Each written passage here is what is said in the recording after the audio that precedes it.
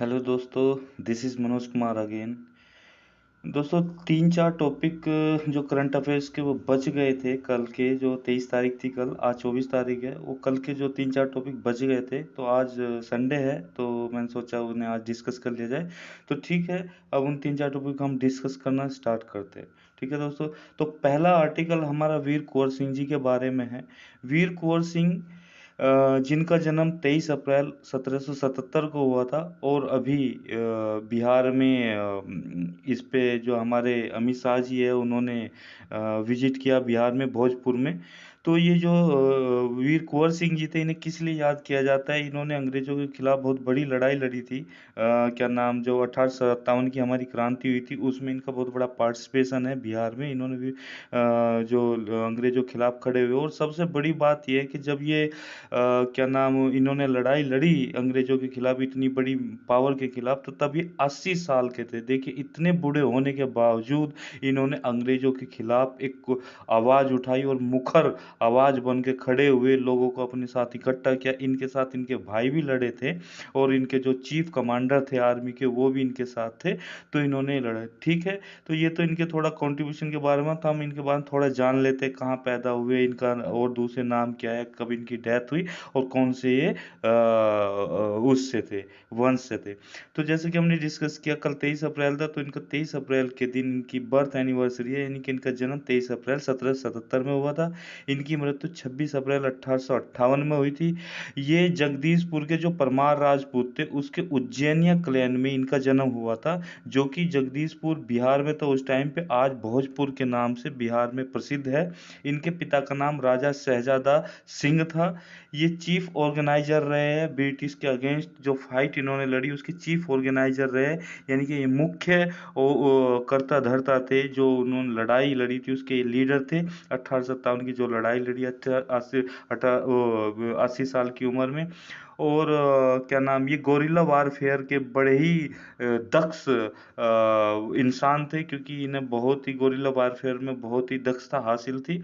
मतलब वो ये है कि ये मार के छिप जाना, वो एक इन पे आर्ट आती थी कि वो मार पीट करी, किसी के साथ छिप गए, पता नहीं लगा कहाँ से वार हुआ, कैसे हुआ। तो ये उसमें एक्सपर्ट थे।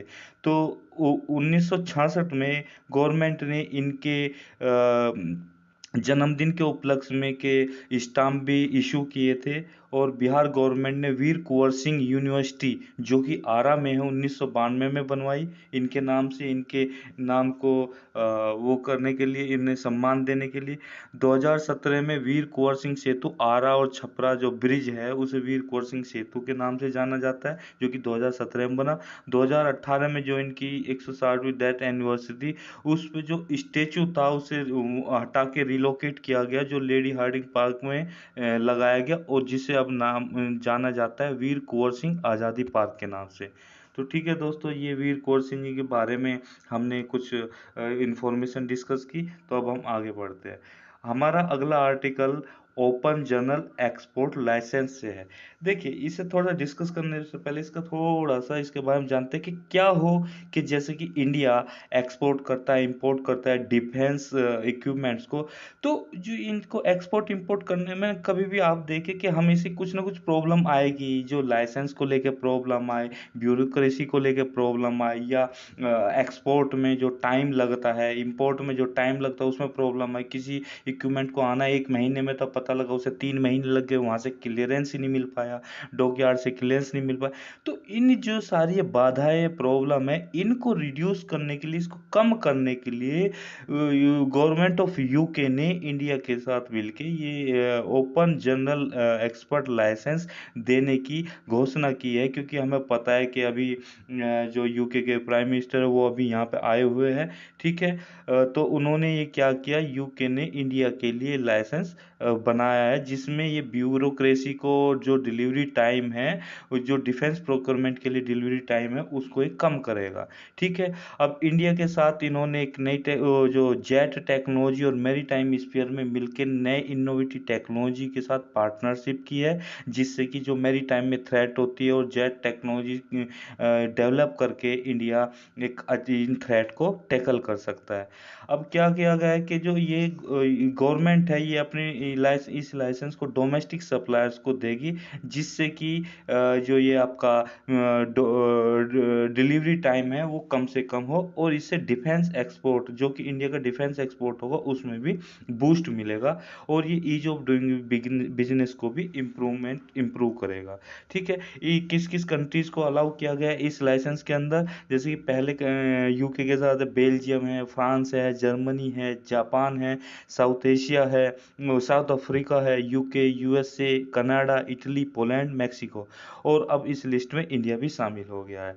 तो अब इसमें क्या है कि कुछ आइटम्स एक्सक्लूड किए गए, कुछ आइटम्स इंक्लूड किए गए। जो ये ओपन लाइसेंस पॉलिसी है, इसके अंदर कौन कौन से आइटम्स इंक्लूड किए गए, जैसे कि एम्यूनेशन के कंपोनेंट्स, फ्यूज सेटिंग डिवाइसेस, और आपके प्रोटेक्टिव बॉडी आइटम जो होता है, फायर कंट्रोल आइटम जो होता है, और वार्निंग इक्विपमेंट्स, ये सब इसके अंदर इंक्लूड किए गए हैं। और कौन सी चीज़ें एक्सक्लूड कर दी गई है, जैसे कंप्लीट एयरक्राफ्ट, पूरा का पूरा एयरक्राफ्ट, जैसे कि एयरक्राफ्ट वाले आइटम या पूरा एयरक्राफ्ट, या यूएवी, यूएवी मतलब अनमैन्ड एरियल व्हीकल्स, इसका पूरा का पूरा ये एक्सक्लूड कर दिया गया इससे।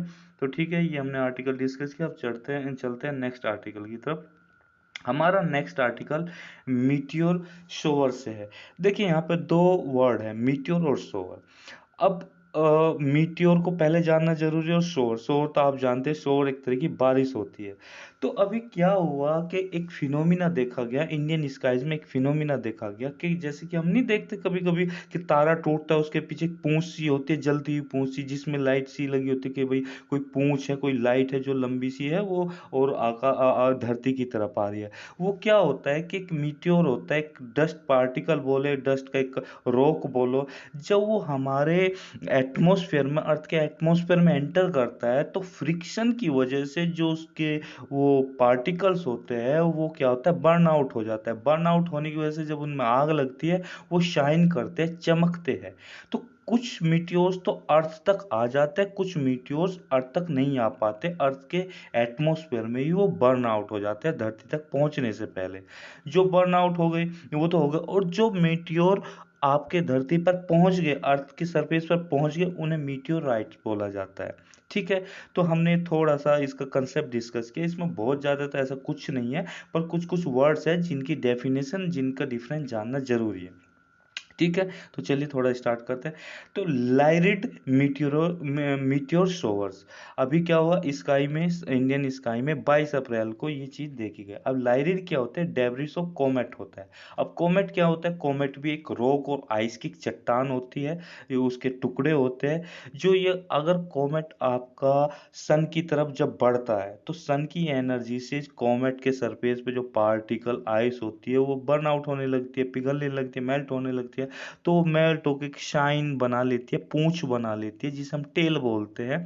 ठीक है, जब ये अर्थ की, ओ सॉरी, सन की अपने उसमें सन के अराउंड ये जब घूमता है। ठीक है, तो ये मीटियोर शोवर क्या है, कहाँ विटनेस दी गई, जब अर्थ के एटमॉस्फेयर में एंटर करता है, तो बहुत सारे हजारों लाखों मीटियोर्स बर्न आउट होने लगता है, तो उनके पीछे एक जलती पूंछ दिखाई देती है, तो ऐसा लगता है जैसे कि मीटियोर्स की बारिश हो रही है, एक पूंछ दिखती है डेब्रिस की। ठीक है, तो इन्हें मीटियोर शोवर हम बोलते हैं।